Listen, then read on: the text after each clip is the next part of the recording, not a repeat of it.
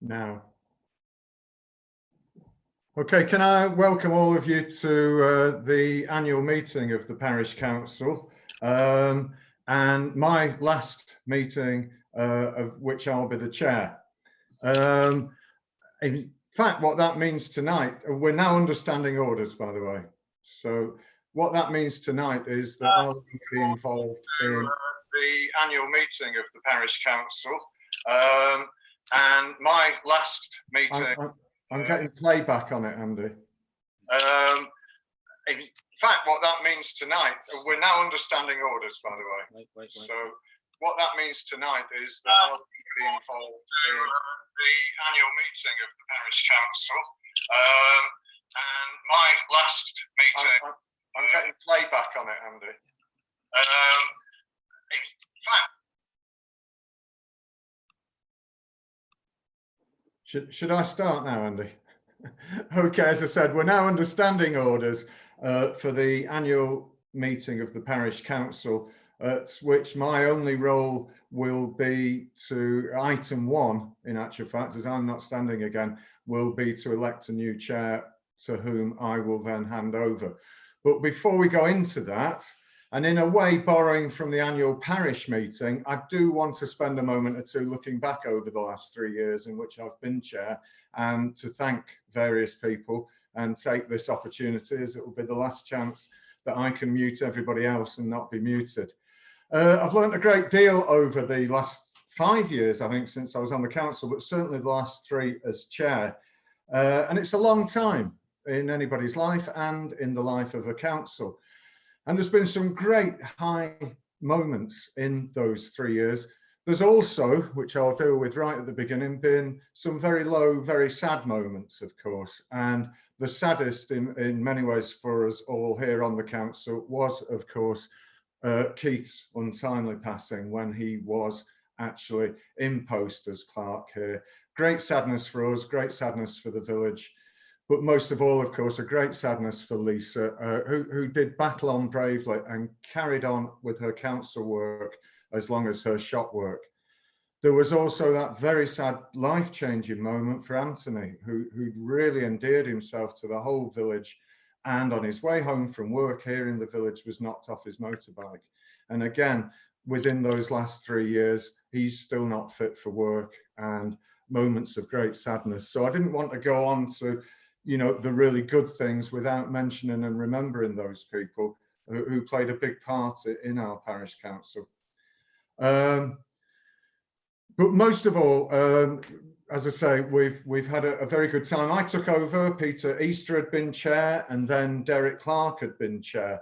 And in many ways, what I've tried to do is to continue what they started, which was making the council more outward looking, and working in greater harmony with our community, and in terms of meetings, to move them into a more orderly and productive and professional running of meetings in that sense, which has been happening over some time, not just during my 3 years.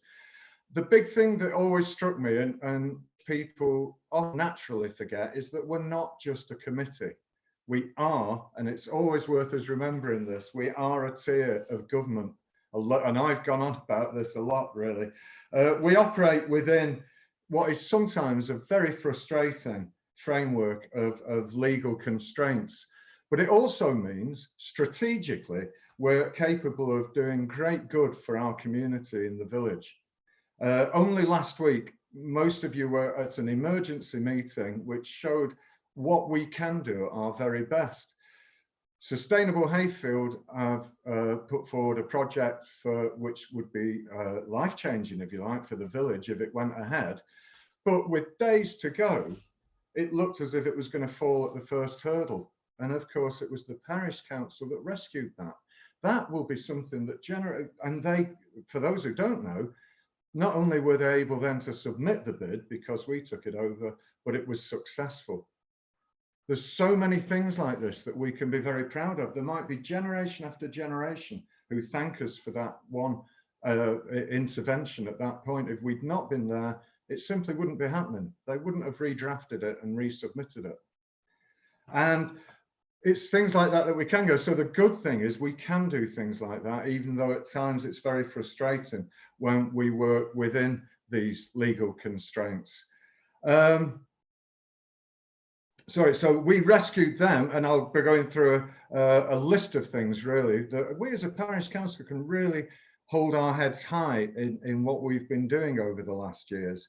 I'm very proud as a lad from Salford who first came out here when I was 12 years old in 1965, taking the reverse journey from Wright Turner, actually.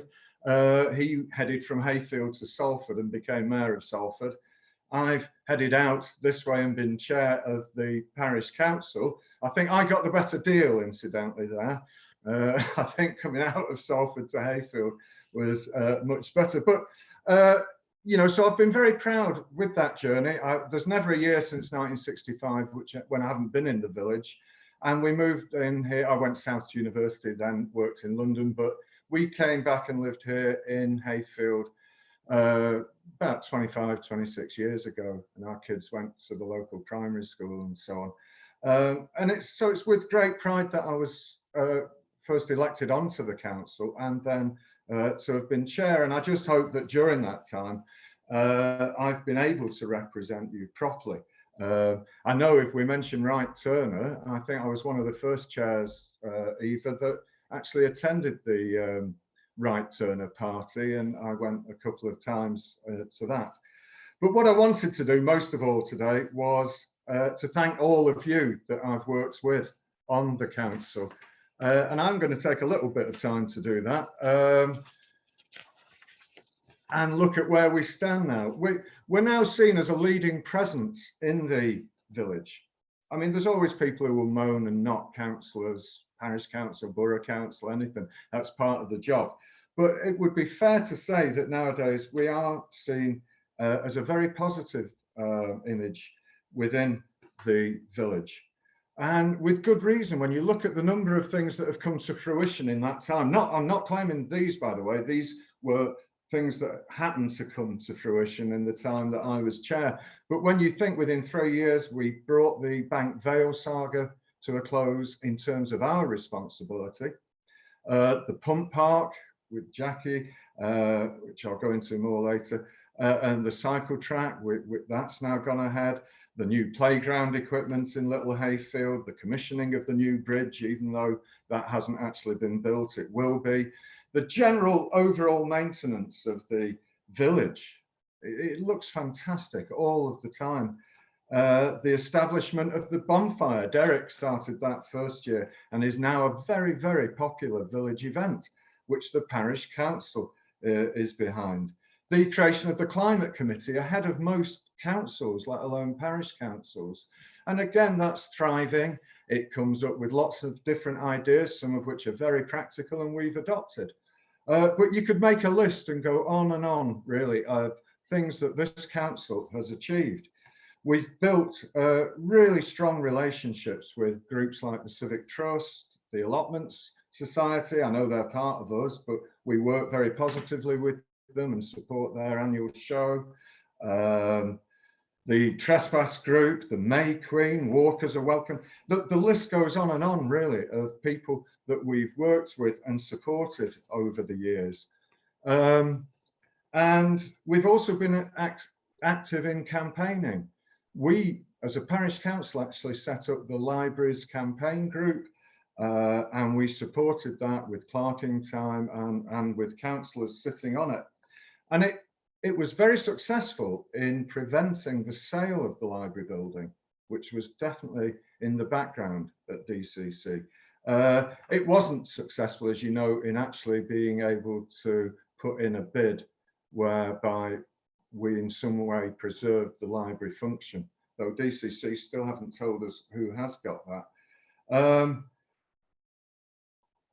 There was a major campaign when I first became chair, actually, and that was when it was proposed to build a mast, a telecoms mast, right in a prominent position near the crossroads between the bus station and the village. And it's almost unheard of, actually, to defeat those projects when they apply for planning. because there's a presumption legally in their planning going through. But we were able to defeat it because, first of all, we weren't totally against it. We just wanted it moved. But we worked with other people within the village, like the Civic Trust. I went on radio, local radio, campaigning about it. Peter Easter and myself both appeared in front of the planning committee. And crucially, we had the support also, which is the first time I worked with him, of Tony Ashton, who gave us incredibly important advice during that campaign. And we benefited very much from his role on High Peak Borough Council, and we're very lucky that he's now on our council as well. So I think what I've learned is that basically we're at our best and our most effective when we're outward looking and working with every other group that we can in the village. You know, for somebody like me, Eva, who's, you know, one of these aliens who's come out walking on the hills in Manchester, it's incredibly good to see how, on the whole, this village is a great mix, a dynamic mix, actually, of people who were born here, of people who've moved into the village. And I think the parish council reflects that. And by working with other groups, we are the strongest, really. And so I'd like to go through a list, really, of thanking people that I've had the privilege to work with, not just in general, and all the councillors have been very hardworking, but on projects that I've worked with more closely. First of all, Lisa, of course, who served as deputy, and apparently has got through meetings slightly quicker than me occasionally, Lisa. I don't know if that's true. But she's very dedicated. She has a pulse on the village, obviously, from her role in the shop. And, you know, as I thanked her in the last meeting, as well as carrying on as councillor and deputy chair, she's kept that village shop going and keeping us supplied throughout this whole emergency. Jackie, of course, work on the finance committees, and through her determination and perseverance, actually pushing through the cycle track. Eva, her work constantly out in the community and her long service on the council. Our newbies on the council, Kath and Mick, both of them very active on the climate committee, and Mick, of course, busy with Bank Vale as a trainer for the football club, but also along with Jackie on the liaison committee with Bank Vale. Jonathan, always very quiet, but reporting back regularly on the quarry, but also attending everything, very helpful at the finance meetings and so on, and always involved on that level. And Dave down there, I was thinking, Dave, your long perseverance with trying to establish a bull court. And more important was establishing a members clubhouse to go with it, stocked with essentials for a game of bull. Never mind, Dave. Keep trying at some other point. Okay. So I think that's pretty much it. So again, I'd like to thank everybody. That's the gist of that. And also the people that have worked for us. I mentioned Anthony, but there's Terry, of course, who's gone back to Ireland for the duration of the emergency. I'd like to thank them all for their hard work and commitment to the village, along with Chris and Graham, who always go that extra mile for everybody. And finally, of course, Andy, our new clerk, who's made himself very quickly indispensable, and whoever's chair next will value his presence, his hard work, the fact that he studies and researches, presents information and advice. So brilliant, Andy. And he sets us up on Zoom as well.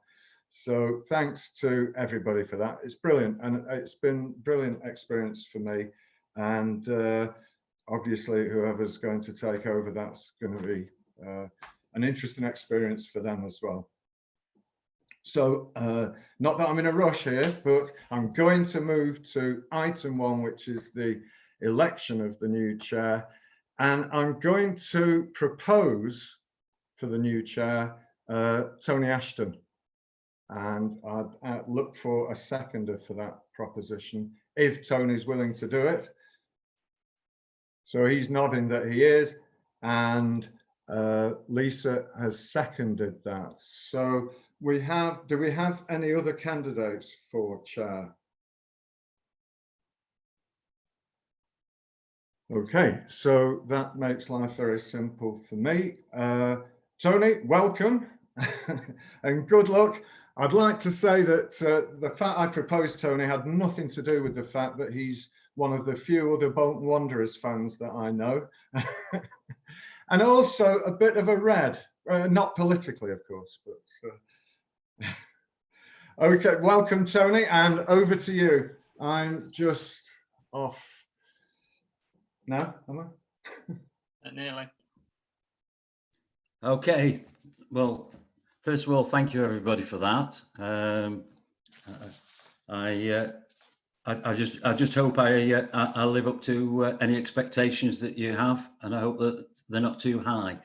But before we move on with the rest of the meeting, just a few words, Dave. On behalf of the council, I'd like to thank you for your efforts over the last 3 years. Not only have you represented the council so well, but the meetings themselves, over the years I've been to many parish councils and seen their meetings, and I can honestly say that I've never seen them chaired better anywhere that I've been. So from my point of view, you're going to be a very difficult act to follow, but I'll do my best. I've already pulled my sleeves up as at the beginning of the meeting, but no, thank you very much. I'm sure we all feel the same way. Do I now have to sign the piece of paper? Yeah, please. Okay, and then hold it up to the screen. Yeah, and then get it in the post to me. Oh, right. Okay.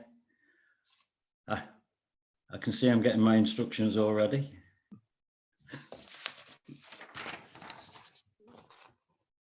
Can you see that? Yeah, hold up a bit higher. Thank you very much. You only wanted me to cover my face. Okay. So to elect the vice chair for the coming year, can we have nominations for that, please? Dave. Well, just a second. Can I'll nominate Lisa, please, for that. Is there a seconder for that? Or Dave, are you seconding Lisa? yes, yes. I think Dave's seconding. Yes, I've seconded, yeah. Okay. Are there any other nominations? Jackie wishing to speak. The hand gone down. Hang on a second. Could you, that's it. Sorry, Jackie, could you start again? I didn't mute you. I raised my electronic hand in order to speak, but it didn't have the desired effect at the time. Oh, right. Is it better to do that when we want to speak? No, I'll see you. Just keep Yeah. We'll spot you. Okay. You want to speak now, Jackie? No. Oh, okay. So there's no other nominations. So in that case, all those in favour? Can you? Electronic. Yeah. Dave's done it. I haven't got my. You don't. You have to show a reaction at the bottom. Oh, right. Okay. Live and learn. Right. So, Lisa, look forward to working with you over the next 12 months. And I'll no doubt be leaning on your experience. Okay. Thank you. To receive apologies for absence, well, we're all here, so there's no apologies. Has anyone wish to vary any of the business before us? No? Okay. Has anyone got a declaration of interest? No? Okay. Do any member wish to have a dispensation and wish to speak on anything this evening? Nope. We're going through this, okay. Does anyone think that any of the agenda items should be moved into part 2? Nope. Okay, do 80, there's no one's declared an interest. no. There isn't anyone declared an interest, but does anyone wish to say anything in the public speaking? No. Okay, we'll move to item 9, minutes of the previous meeting.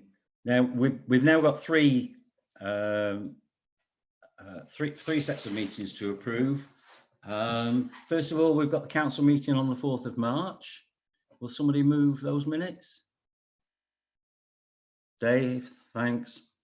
Eva's second to them. All in favour? Thank you. The Finance Committee meeting on the 18th of March. I'll move those. Jackie and Catherine. Okay. For those that were in attendance, will they approve those? Okay. And then the extraordinary meeting on the 29th of April. Thanks, Eva. Or do you wish to speak, Eva? You're proposing them. Sorry, Eva. No, I'm just, Say that again, sorry. no, I was saying fine. Fine. Okay. I'll take that as a proposal. Will someone second it, please? Okay, thanks, Kath. So we'll all those in favour that were in attendance? Yep. Thank you. Chair's announcements. Nothing really to add other than what I've already said. Thank you very much. I'd like to thank you all very much for supporting me. Item 12, the planning application on the Plattswood land. Who wishes to speak on this? Lisa. Second. Should we not have had a clerk's report there? Oh yeah, you've missed me. Yeah, good point. Sorry about that, Andy. It's no problem. I was going to go through. Have you all got copies? Yes, you have. Just a second.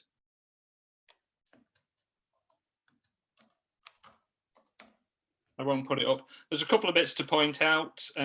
You will be aware that we're in the middle of the internal audit, and G. Turner from Tideswell is assisting with that. And I've started the process. We've luckily or unluckily been chosen as one of the 5% in the country to have an intermediate external audit, which I'm really happy about. Things that are a bit pressing, we put it off because of the current crisis, Chair, but I think it's time to move with a letter re the parking policy that we moved as a motion 2 meetings back, but that's for the future. The Allotment Society, I'll come to it later, there's been some movement of tenants, and that's one of my jobs. The rents are still outstanding. You may remember 2 months ago that you resolved for me to advertise for the vacancy made by Terry going to Ireland. Well, that happened. We had 1 vacancy and we have recruited on a probationary basis. So far, so good. We're aware of the standing orders. I would mention briefly, from my own perspective, the volunteers in the village, the 3 ladies and the gentleman who run the administration there, who've been joined by Mick, who are extremely good and efficient. I'm pleased to say there are 48 current volunteers, and demand is not outstripping supply. The other thing I was going to say we had discussed at length how we were going to apply the protection regulations in response to the removing of providing the service of playgrounds, or the signs I told you I was going to get should have been put up this evening, fairly low key, and everything I've heard is that we have a very law abiding and compliant parish. That's it from myself. I will go into more detail about finance later, Chair. Thanks. Thanks, Andy. Any questions or comments? No, everybody's happy with that? Fine. Oh, Hang on, I'll just stand by. Yeah. go on, Did Kath. you say the notice is actually up now tonight for the playground? They arrived yesterday, and the new caretaker should have collected them today to put up this evening after childcare. If he was going to have problems, Graham would help him. I sent you all a picture of them today. As I'm not been wandering around the village as I shouldn't do, I can't tell you if they're there as of this moment, but that was the last message I had. Thank you. Okay, thanks, Andy. Premature as I was. Item 12, to consider the planning application on Plattswood land. Does anyone want to make a comment or speak about this? Kath? What's it actually for, the container? What did they actually do on there? Having seen it, you'll know the Platt family's donation of the land for a community wood, where there's an awful lot of young trees been planted. As you enter that land, you'll see the container immediately on your left. Mhm. And as I read the application, the container is at this point in time to be used for the storage Right. of tools. Okay, fine, thank you. Has anyone else got a comment to make on it? Well, my thoughts on it is this, that I haven't actually studied the planning application. Is it for a fixed term or is it an open-ended application? If Does you anyone? stand by, I will pull it up. Just a second.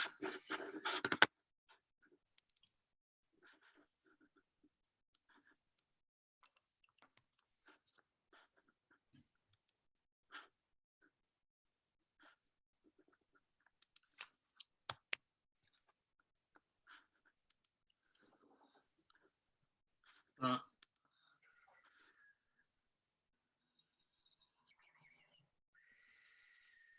It's the document.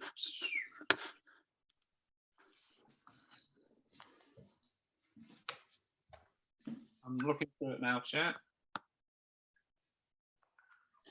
Well, if we could just discuss it whilst Andy's checking for us. Are we happy for a container on this land? Lisa? Oh, there we go.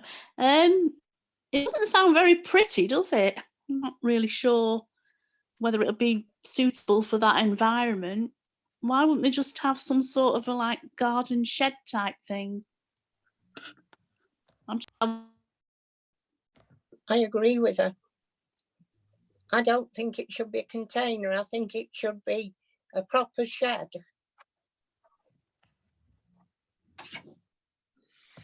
I can see nothing within the application to indicate the removal of it at the conclusion. Indeed, it says, it describes the clearance of brambles, the use of a contractor, the provision of hardcore for a solid flat base, and the container being brought to site, positioned in the final place. There's nothing on here that I can see telling me there's an end date to it. And it is retrospective as it's already in place. Kath, first of all. Yeah, I would support having a metal container because it's security, fire risk, all the rest of it. Having a shed on land that isn't, viewed or scrutinized all the time. And it sounds like a very, very good project, very environmentally sound. So I would support it being a metal one. I've got Eva and then Lisa. I think we should have a wooden shed there, or else we'll have a village full of containers. Lisa? Oops. Go on. Yeah, it just seems an odd choice, something to put in something for the environment, really. Can it not have some screening round it? Is it very obvious when you get to the gate?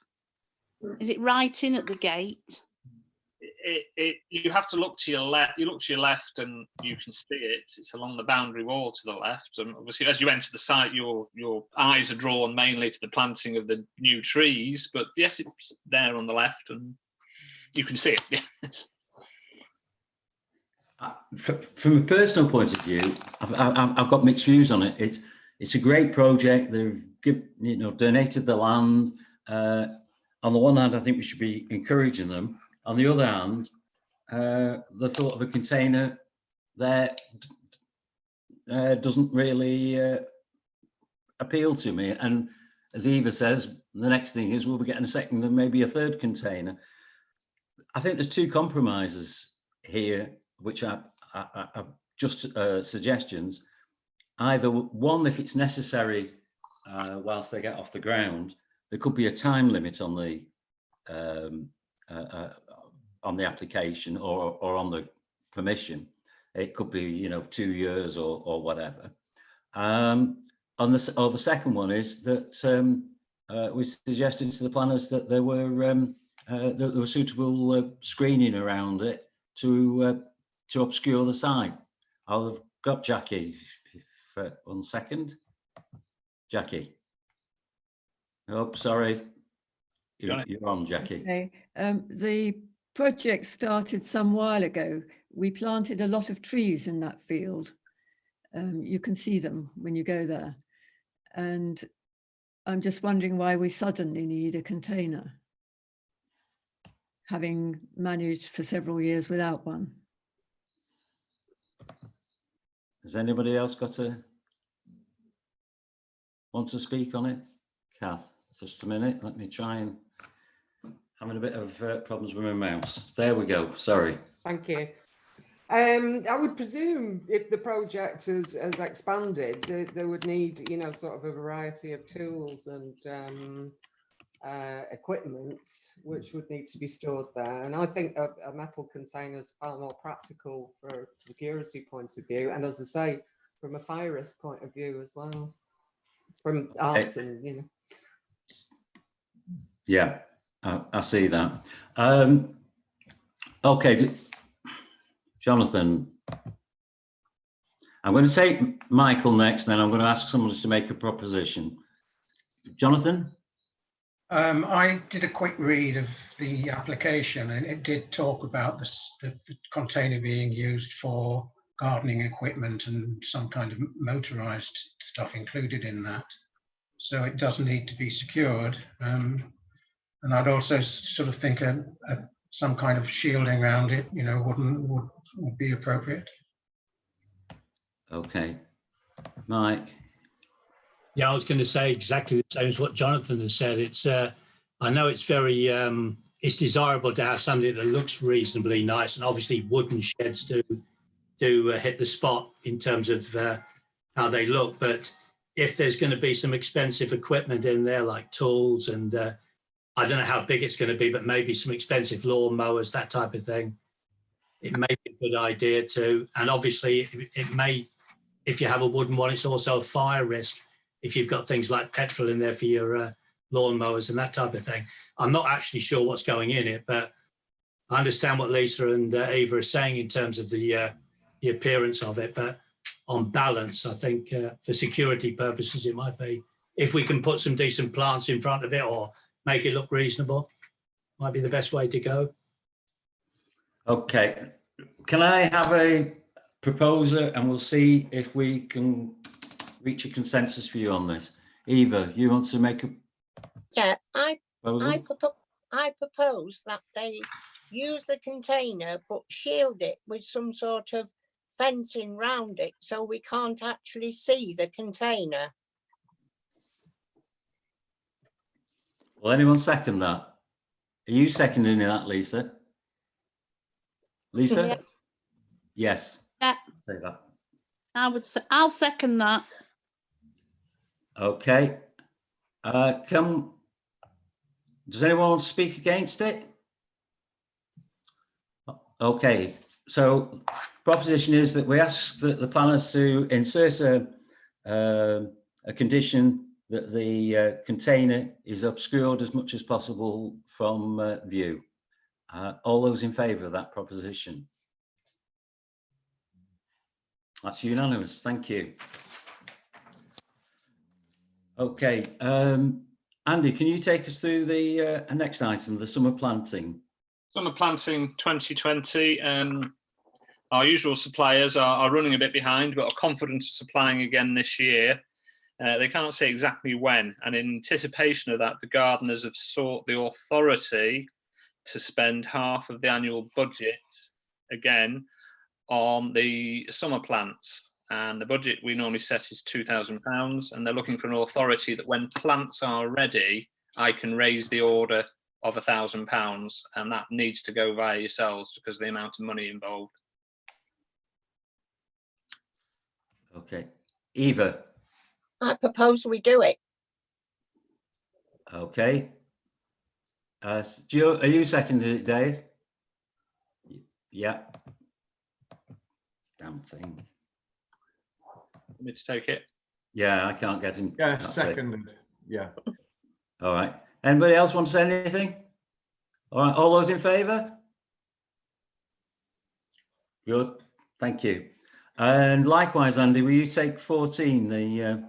Yes, yep, certainly. Running alongside the Hayfield volunteers I mentioned earlier, you may be aware of a large group of people around the village, not from any set group, together sewing for the NHS and other care homes, scrubs, eye masks, aprons, etc. A fair little cottage industry. And just as with the volunteers, they would seek the support of the parish council, and I think their main need, having spoken to Penny Roberts, was the material itself may run out. Now we cannot, because they're not a body as such without bank accounts, give this group money, but we could, as a parish council, support them by purchasing the materials. And the proposal to yourselves is twofold: is would you A, consider purchasing material for them, and B, for what monetary value? That's two questions to you, Chair. Okay, do you want to speak about it, Lisa? Lisa? Yeah, I think we should support them. They're doing a really good job. And I've got face masks at the shop, and people can come in and pick them up if they require them. Okay, They're doing good work. How much do you think? I'm just thinking about that. If we went on with our donations policy, grants and donations policy, I know this isn't under 137, but you set the limit normally at £250 maximum, to give you a guide. Mike? Yeah, I would like to say, Chair, that I think we should be quite generous in this regard, because, as Lisa said, they've done some really good work, and they're making masks, they're making bags for the NHS, etc., for the care workers. I think we should go to the upper limit if we can. I think Andy said 250, maybe around the 200, 250, I'd propose. Go on then, which is it to be, 200 or 250? If we've got 250 to spare, I think we should be generous. Okay. Jackie? I was going to say 250. Okay, I'll take that as a proposal and a seconder from Mike and Jackie of 250. Does anyone else want to speak before we vote? In that case, all those in favour that we donate 250 from... Ooh. Yep. Anybody against? No. Okay. Thanks for that. Committee members and appointments. Now we've got the Allotment Society, the Educational Charity, the Community and Sports Committee, the Village Hall, Arden Quarry Liaison, Hayfield Quarry Liaison, and Community Orchard. Is there anyone that wants to resign their current committee places? Jonathan, I'll come to you now. Jonathan, you... Am I okay now? Yes. Yeah, I've been thinking a bit recently, and I've realised I'm not really up to the job anymore. And basically, I'm going to sort of resign at any convenient time. I'm happy to get involved and help things around the village, but I'm very conscious of my not pulling my weight as I would have intended to the parish council. So you can take me out of those positions. Right. Well, you're currently on the Hayfield, sorry, on the Arden Quarry liaison with me. Yeah. Okay, so I'll take you off that, and I'll come to you now, Mike. Tony, did you mention the climate committee and the in that list? Or is No, I didn't. At the moment, the chair is going through the outside bodies, those that are not headed by the parish council. right. Yeah. But that wasn't appropriate to mention that at that moment, no? We're going to come onto that after these outside bodies. Okay. Yeah. Okay. So is everybody, I take it everybody's happy to serve on those committees except for Jonathan and the Arden. In that case, are there any volunteers to serve on the Arden liaison? You're for that, are you, Dave? I'll do that, definitely is. Okay, so we'll swap that round.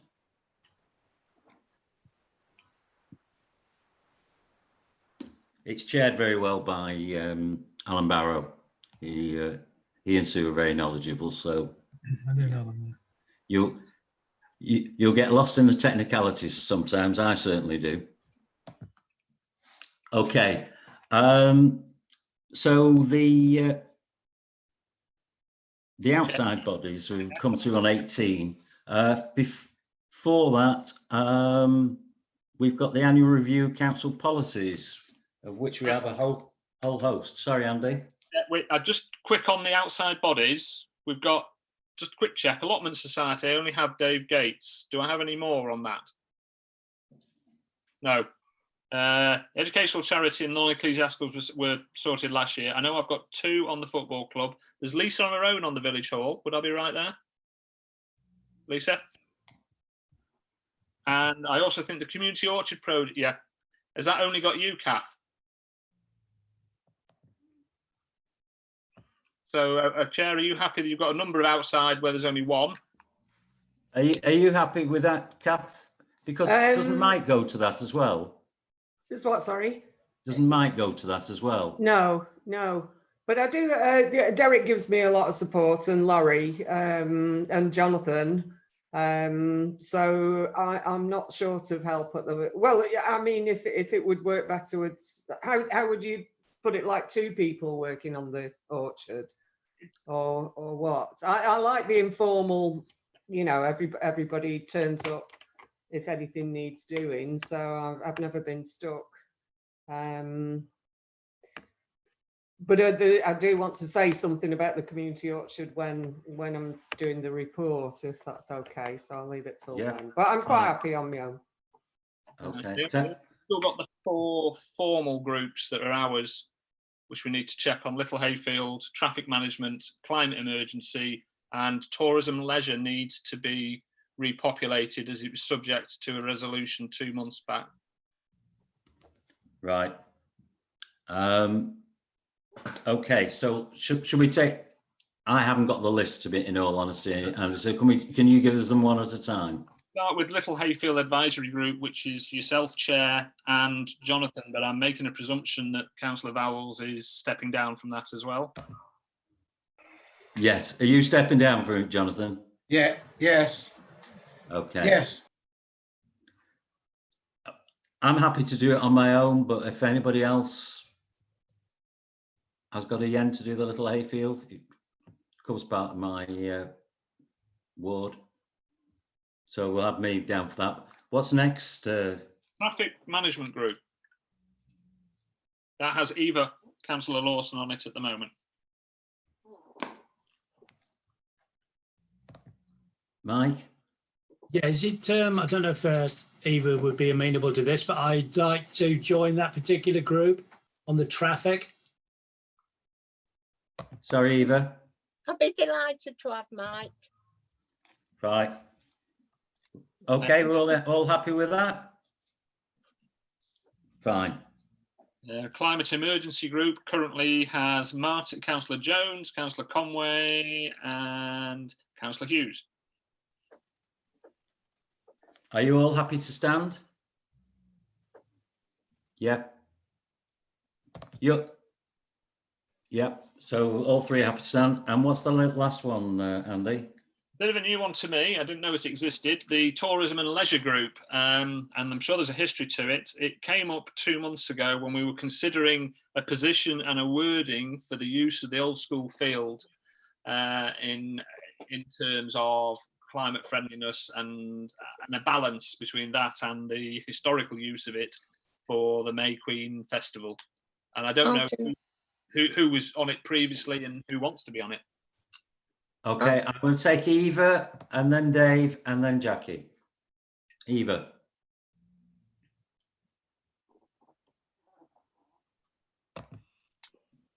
Go on, Eva. I'll do that. So you put your name down for it.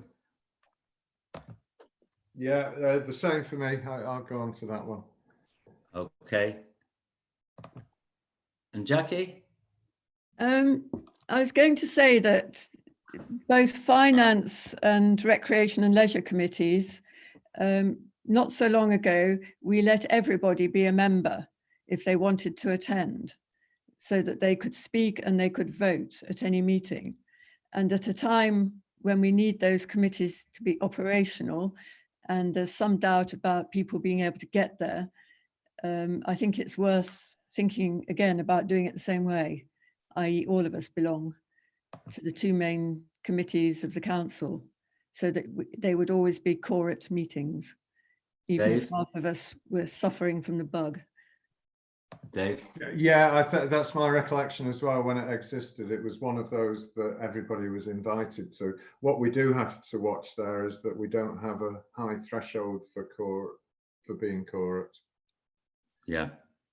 If you know what I mean, because although it's open to everybody, you might find there's only, I think we might be on to 3 for 4 for that. So that's okay. Yeah. But Okay, I think that's the situation, that we had it open to everybody. Right. So that we're happy to keep it like that, open to all, as long as we know when the meetings are. That's the most important thing, really. Okay, I don't think there's anything else on that, Andy, before the review of policies.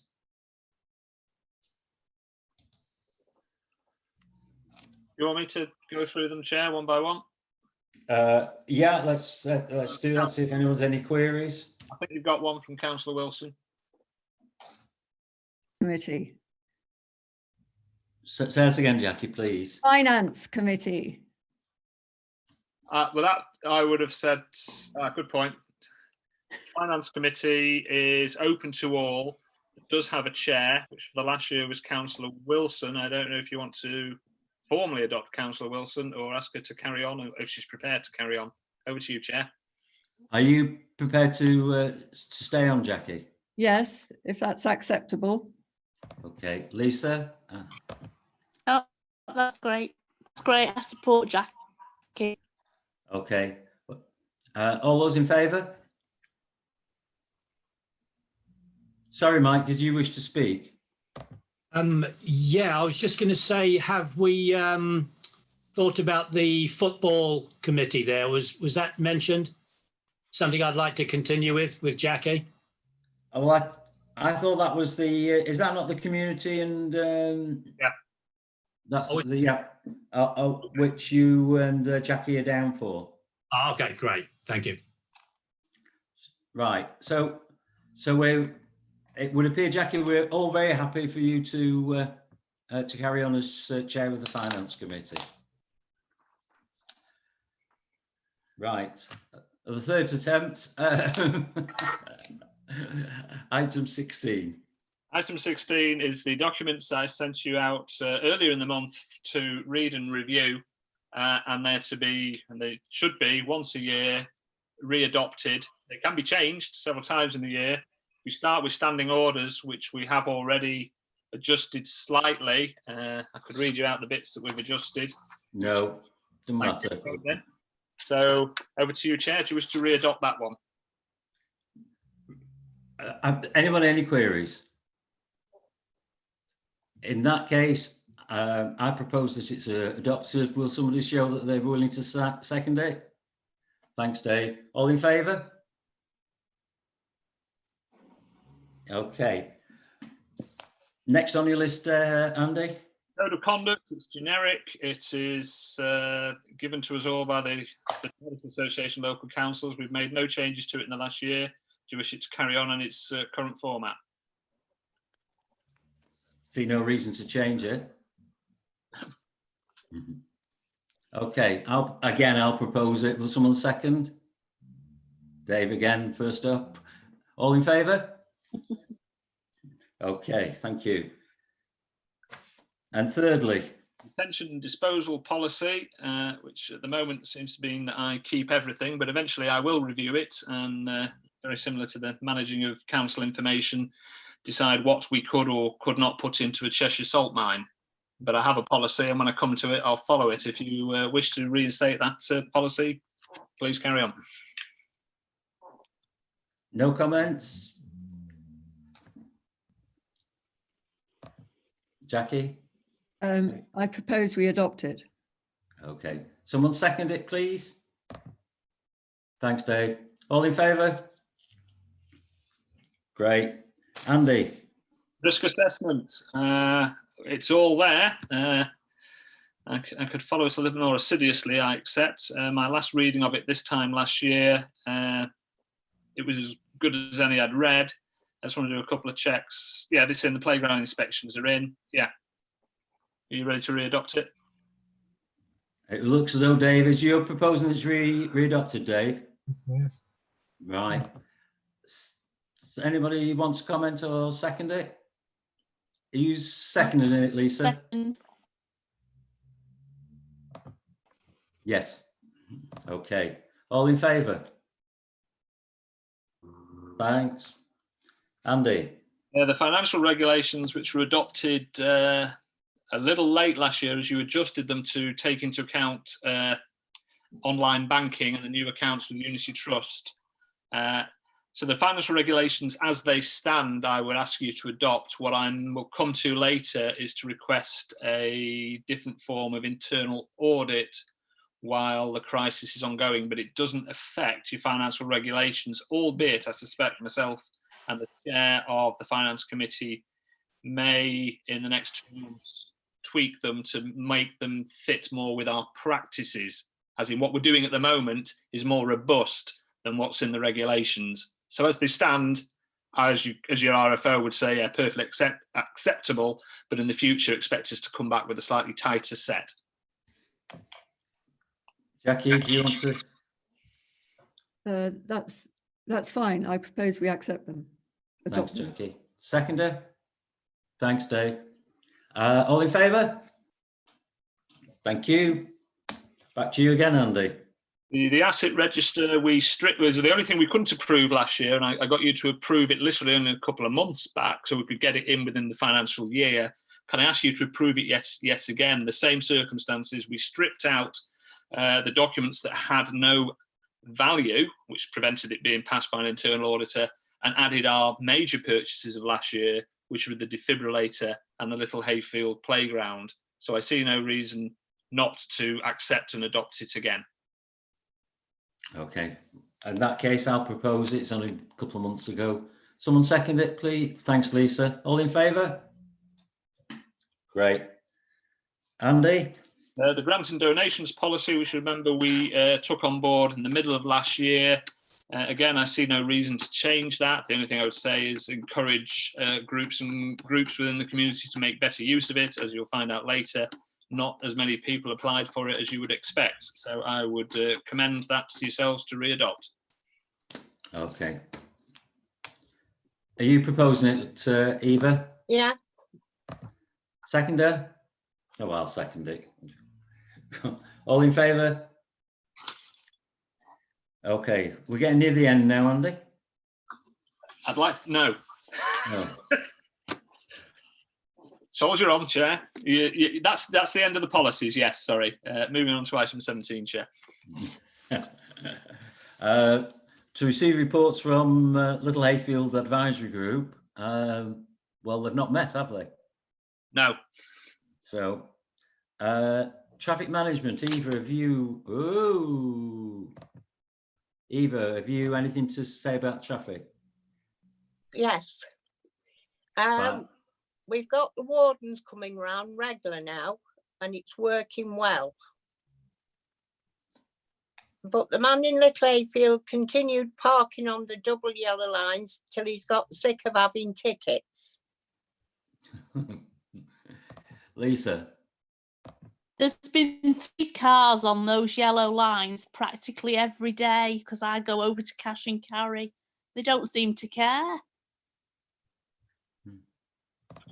Anyone else got anything to say? The only thing that I would say is that, and what concerns me a little bit is that there's a couple of cars that park on the pavement on New Mills Road as you go out of the village, and they completely block the pavement. You couldn't get past with a pushchair or anything. Go on, Eva.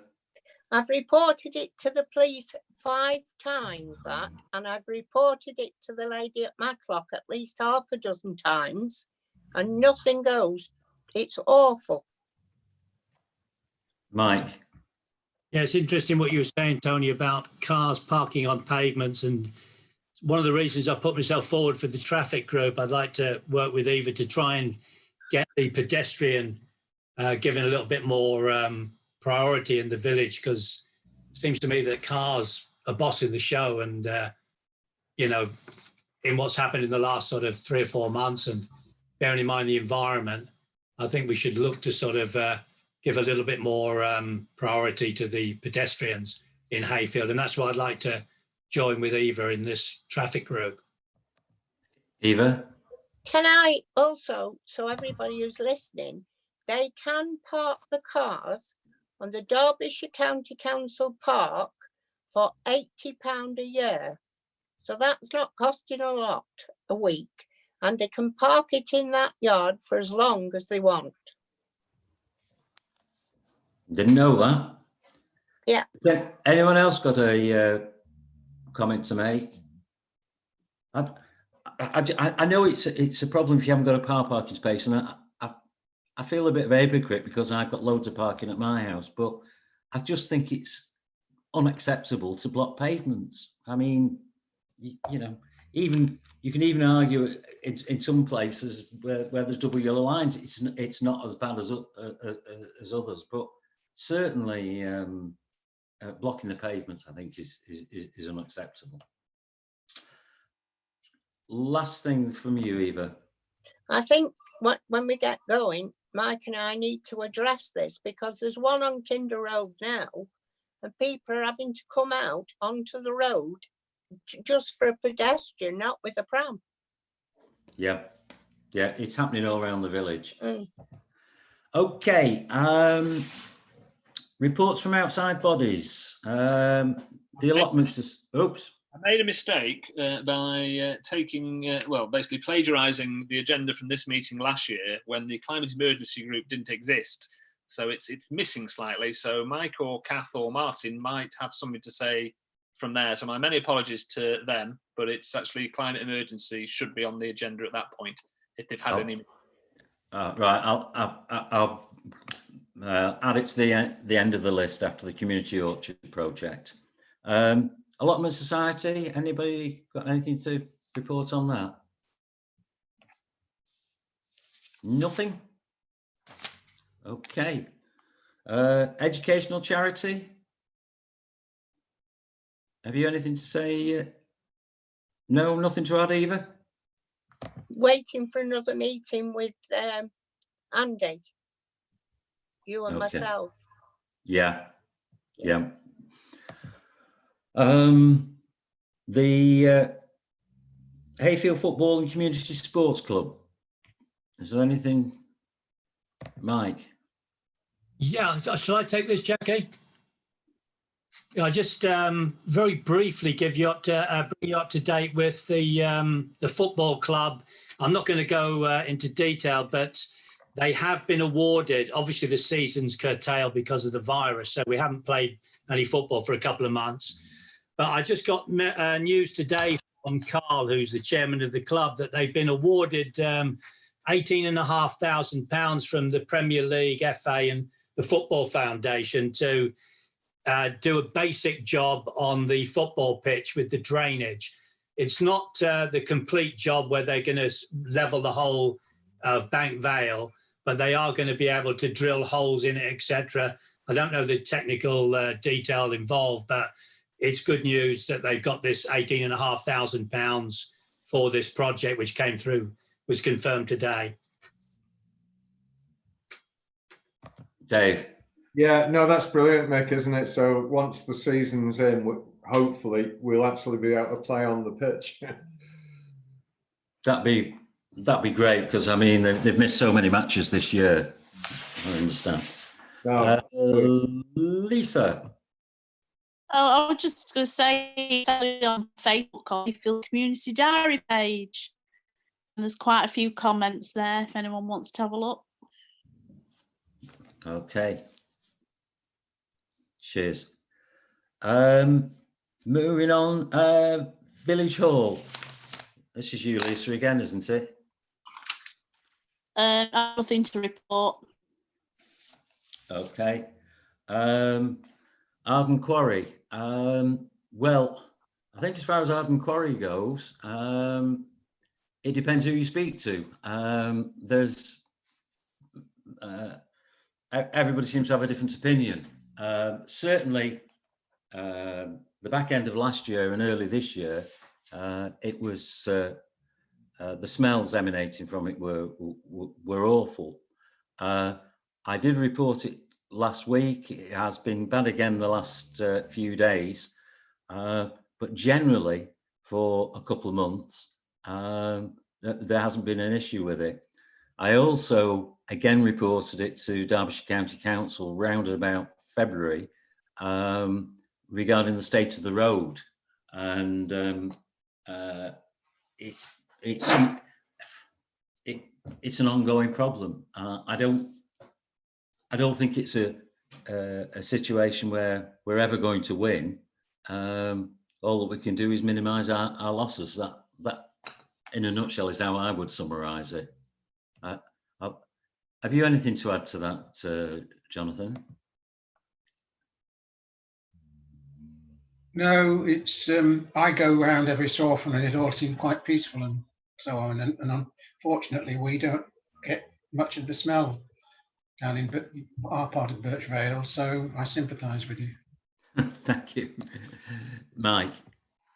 Yeah, Tony, I seem to recall at the last meeting or the one prior to that, that we organised some form of formal representation to come to the parish council meeting from a representative of the company, so that we could furnish them with our overall discontent with the way things were going. Because it seems to me that if you just keep hitting them with letters, however forceful you are, and I know a few members of the public who are regulars at the parish council meetings have also talked about and contacted the various groups involved. But I think maybe Dave will recall this, that we agreed in some format, I think, to get a representative to face the parish council so we could put some serious pressure on, because it's unacceptable for people living like yourself close to it. I mean, I know what you're saying, because we occasionally get smells from the quarry at our house, which you can't account for. You think, what the hell's that smell? And then you say, oh, it must be the quarry, and that's what it probably is. So I think we should put some more concerted pressure on and see if we can get something done this year, make them more accountable, and really sort of, as I say, put some pressure on them. Andy, did we ask the Environment Agency, was it, that we asked to attend? I think we ever did. Names, I'm sure you gave me a name. Maybe it's time you and I got together, tried to form. You're the expert, and I've got. I'll pass on again the name. I'm having trouble unmuting you, Dave. Don't Can worry, you do it yourself? I think I'm still on. I can do it myself, but All I've right. been leaving it alone.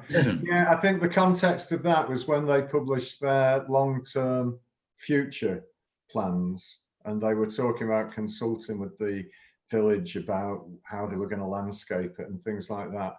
We said we would invite them to speak to us on that, so that we could have an early input into that process. But it did come up at that meeting that we would contact the Environment Agency to talk to us about general concerns. I think that's the context, Andy. Right. Well, Andy, I'll next couple of days I'll get in touch and give you a name at the Environment Agency. And in fact, I'll give you the name of the director who's responsible at the for the landfill site. Okay. Hayfield quarry. Has anyone anything to say about that? No. Okay. Climate emergency. Who'd like to give us an update on that? Mike? Yes, please. Yeah, we're going to give our full report to the parish council next month. But just to say at this stage, we're continuing to meet every month. We didn't meet last month because of the virus, although we did have one Zoom meeting. But we thought, getting ready for this particular meeting, we didn't think there'd be any mileage to include a great deal of stuff on it, because I knew this this particular council meeting would be quite congested. So, but in the gist of it is, I'd like to congratulate the council, but also the Sustainable Hayfield, Graham Hurst, and also Laurie James for getting this 36 or 40,000 grant, whatever it was, to get the feasibility study up and running. I was speaking to Graham today. He said that will start on the 1st of June. I think it goes on for about 6 weeks. And they himself and Laurie were looking around to see if there were alternative sites for it, as opposed to the one which they've already got highlighted. But there may be more better suited sites to this solar panel arrangement. And so that is up and coming. That's the big news to come out of the climate committee. As I say, I'll give a full report next week, but obviously things like the walking bus, the improvements in the heating in the office, the bin that Andy's got for the recycling, these are smaller things that have happened over the last year. But as I say, I'll go on to the more considered report at the next meeting. All right, thanks, Mike. Have you anything to add, Kath? Yeah, the other new development is Graham has got together a sort of awareness raising presentation about heat exchange heating, which people don't know a great deal about. It is quite expensive. I mean, you know, it's a no-brainer to sort of have it because it takes heat up from the ground. And makes no impact on the environment, but it's very, very expensive initially to install. It's like any new technology. So for most houses, it would be prohibitively expensive. But we're looking at group buying sort of thing. You know, if you can get enough people interested, we hope that we might get a price reduction. But in the meantime, he's working, well, as soon as we're back to normal, he's working very hard with groups, community groups, to educate people about heat exchange radiators, or what do they call those square things that you have outside your house, Mick? What are they? Gas meters? I've no idea, Kat. You know, the one that we've got in the office there, the sort of square thing that you put on the side of the house outside. No, it doesn't matter. I know what it All right. looks like. It's not Sure on that. 2 holes. Okay.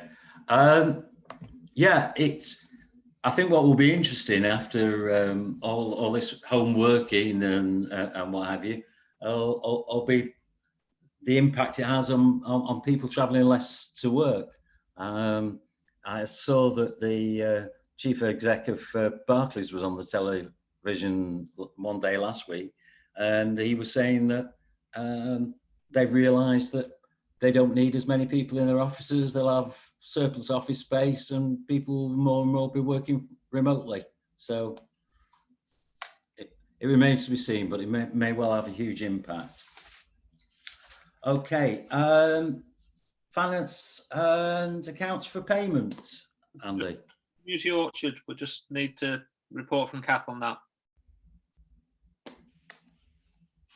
Ooh, okay, Kath.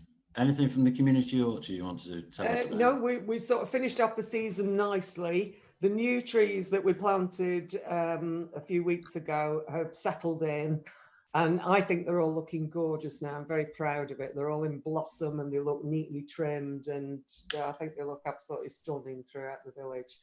Now, before the lockdown, I'd sent in a sort of end of season report as to what we'd done and everything, and tagged on to the end of that was the idea that we had at the last meeting, which, you know, now we're feeling a bit more slick and professional, was to look at starting a community enterprise, a sort of cooperative community enterprise or whatever. Tony Moss was going to speak with the school and get him involved in it to actually make Hayfield apple juice and Hayfield cider. So I was looking for your blessing to sort of go ahead with that and to meet with Derek, because Derek is in the cooperative party, so he knows a thing or two about setting up community cooperatives. But how would you fancy Hayfield cider on the shelves of your shop, Lisa? As long as it sells, eh, Lisa? Okay, thanks for that, Kath. Andy, over to you. Okay, this is where I bore you to death. If you'll bear with me a minute, I'm going to share a screen with you.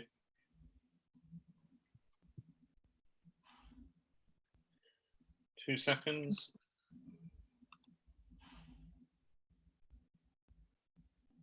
Come on. Sorry about this.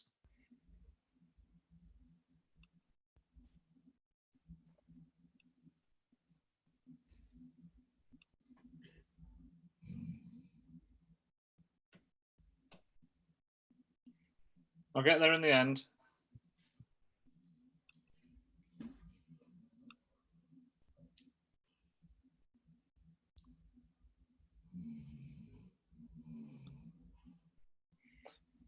Right.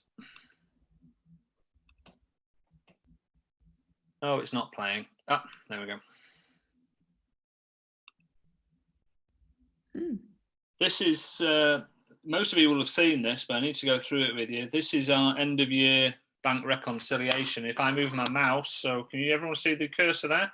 Yeah. Yeah. These are the key highlight figures of the year, and it's this one, the reconciliation, where my mouse is now. My accounts told me I should have had £80,651.70 in the bank account, and when I added up the accounts, that's what I had. To put that into context, you may remember early in the year, I was looking hopefully to finish the year with a general reserve of which we could earmark certain amounts of somewhere around the £65,000 region. So you think looking at £80,651 that we've done particularly well.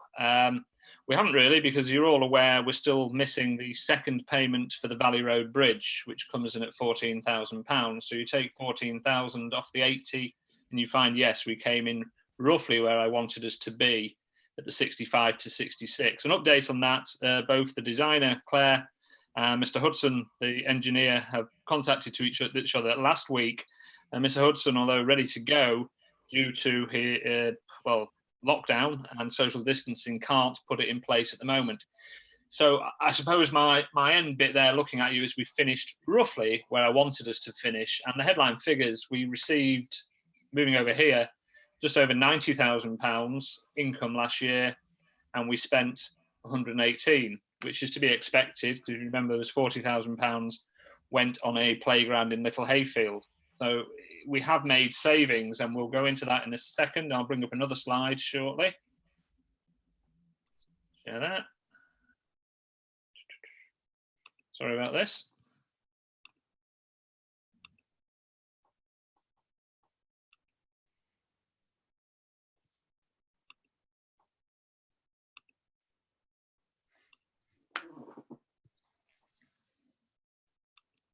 And this next slide, which I'm grateful to Councillor Jones has been having a look at it, as has the auditor, and I'm finding there's been a slip of the mouse and certain amounts are in the wrong column, not to a great extent. Unfortunately, the math still adds up. But when we look at it, we divided our budget into sections. The first was the administration, which if you look at the bottom figure, we budgeted, or the budget was for 35,600 and we spent 35,705. So you say bang on budget there, but there were some overspends and underspends. The overs came in the salaries of the clerk and the caretaker, but in both instances, we were paying a wage twice for a number of months. And that insurance policy is still, sorry, the insurance claims are still one I'm actively pursuing. There are bits and pieces, mostly green. The civic expenditure, last year's chair, you were very cheap, Mr. Toft, and you didn't spend any of your allowance. It's in there this year.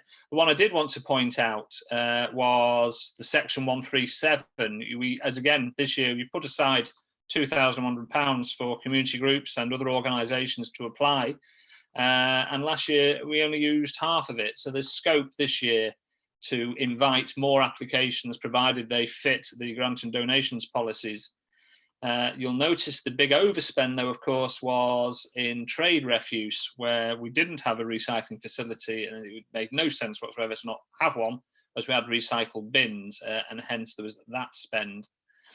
And that's the highlight of that. The village amenities. Sorry about, I'm trying to work this. We were fortunate to receive £1,000 from the Jubilee Committee as it folded up, which allowed us to go over the spending on the Christmas tree and lights and the bonfire lights a little bit this year. We will recoup whatever that overspend is next year, because we have bought actual physical objects, as in lights, hence that's that overspend. And we had a very mild winter. So as you see, out of the £750 we could have spent on salt and grit, we spent nothing. And the actual repairs that were anticipated to the grit bins, they were pennies. They're holding out, but I'm not sure how much longer. Tourism and promotions, leaflets, we would have spent had it not been for this virus, and we'd got our final newsletter out. That would have come in bang on budget. And one where we are massively underspent at the moment, for the reasons I said, which is on parks and open spaces. If you note, our contracted gardeners have stayed nicely within the budget given to them. The playground inspection didn't come out of last year's budget. The big spend, as you see, is the £40,000 on Little Hayfield, but the big underspend on other works, and I'll bring it down to you there, which we anticipated £32,000 on the bridge, and so far we've only paid 24, almost 25, and you're thinking that doesn't add up, does it? Add 14 to 24 or up to 38, and there's that £6,000 overspend I'm anticipating on the bridge due to the design runs and the cost of materials. However, there will be a clawback on some of that cost, as we are paying up front for the plaques for a lot of the groups who have committed to paying for them themselves. And that was something I think I've been warning about for months, that when it finally comes in, it's going to go over. Other savings in the year, we didn't have an election, as you were all elected unopposed. That saved £3,500. And we didn't go very much on the information and notice boards, and the tree works were minimal, probably because of the lockdown. So overall, we made savings and we went over in other areas. As I said, Councillor Jones, I'm very grateful too for having a forensic examination of those. I'll come out of the share. And any questions, Chair, on those figures? Has anyone got any questions, comments? No, that's all passed quite Yeah. peacefully. Yeah, the audit should be a painless process, but I keep, yes, we'll get there in the end. The next part here is, although we were more or less quorate on a Zoom finance meeting, we couldn't call it quorate, and such I need a retrospective almost authorization for what I'm going to display next, if I can find it.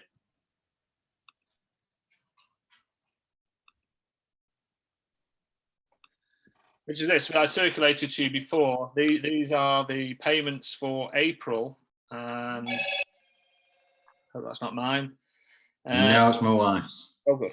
Right. They're all fairly standard. The one that stood out was we had the annual trade waste bill, which is hefty, 894. We had the SLC subscription, and we paid for the reinstatement work for the bike track. And you're also, as I mentioned before, the annual playground inspection, which I was expecting in the previous financial year's budget, came out of this one. I'll stop sharing that screen now. And I'd ask for almost a retrospective authority on those payments, just so I have it minuted, and then we'll come on to what else we're going to do within a minute. Could you do that for me, Chair? Yep. Jackie, do you want to propose those payments? Yeah. And who else was at the meeting? Were you there, Jonathan? Kath was. Kath was. Kath was. Okay, you second them, Kath? Yeah. Great. All those in favour? Accepting those payments, retrospectively or otherwise? Not best. Okay, yeah, Andy. Well, the next bit, I'm afraid, Chair, to add a little bit more vigour and robustness to our checking processes. Obviously, the Finance Committee cannot get together in the same room, examine the invoices against the checklist, and then also go back to the previous month's transactions within the bank accounts to make sure that what you'd authorised me to spend, we actually did spend. What I'm asking now as a proposal is that the actual manual checking of invoices paid for 1 month, and then the manual checking of the bank transactions for the month before be carried out by a single councillor in isolation in the office on the Monday after a finance committee meeting, where they will be able to initial both the checklist and the invoices, and also give some confidence to yourselves that what we said we were going to pay, we did pay. The documents will be prepared by myself the Friday and then left for the Monday for whichever member of the Finance Committee or the Council wishes to carry out the monthly, what I would describe as an internal audit. It'll be clear as mud, but... No, I know what you mean. It might sound a bit bureaucratic, but it is public money that we're responsible for. Has anyone any comment to make on Andy's suggestion? Kath? Yeah, I'm quite happy to do it because it's right outside my doorstep. So You won't need travelling expenses. Yeah, no, I'll cut them to the minimum. Yeah. So I'm quite happy to pop across and do them. Is that after that? We're going to have the Zoom meeting and then I pop over and do the yeah. So is that next Monday? That'll be not next Monday. It'll be a week next Wednesday. Okay. Yeah. You just have to remind me. Yeah. So just to get this right, it's 2 weeks' time the finance meeting. Yeah. And then it will be the following Monday, but is that not the bank holiday that Monday? You can always make it the Tuesday. I think it is the.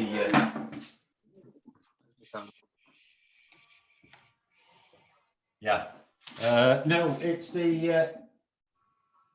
Yes, it is. It's. It'll have to be the Tuesday that week because it is the bank holiday on the Monday.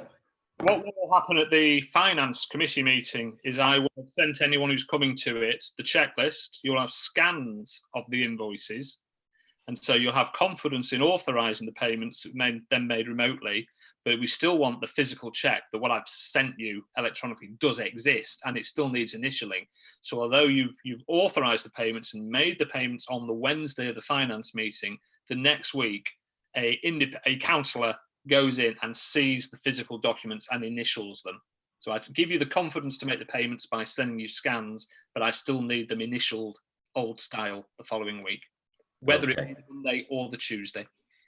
Right. Well, Kath's kindly offered to do that. If you can't make it, Kath, if you just let us know, I'm sure one of us will be Yeah, able to. my social diary isn't full to the brim exactly at the moment, so. I don't think any of us ours is it? It's television and reading a book. It'll make a pleasant excursion. Have you anything else, Andy? No, there's no new payments that urgently need approving today. And that is the end of that. Okay, the text message to say the signs on playgrounds have been put up with some extra red and white tape for, I don't know, artistic effect. Good. Okay, the date of the next meeting will be the 3rd of June, will it not? 7:15. I have a feeling it'll be another Zoom meeting. I think so. And with that, I'd like to thank you all for bearing with me. I've found it interesting, to say the least. First time I've ever chaired a meeting like this. But anyway, thanks very much for bearing with me, and look after yourselves. And we'll perhaps. Have we got are the same people doing the finance committee in 2 weeks as did it 2 weeks ago? Jackie. Sorry. Able to attend. Start again, please, Jackie. I thought we were all able to attend, that it could be anybody. Yeah, I was just meaning because of the present situation and doing it by Zoom. Do you want to do it like this, and those that wish to attend? I'm getting a nod from Eva and a nod from Dave, so I'll take it at that. Is that all right? There, and those that wish to attend can log on and that. Yes, and if there aren't enough of us, Andy can do a whip round. Yeah. Perhaps when you send an email out, Andy, you could ask people to confirm that they're going to attend. I think that's probably the way around it, isn't it? Yeah. Okay. All right. Well, thanks very much, and see you by Zoom in the not too distant future.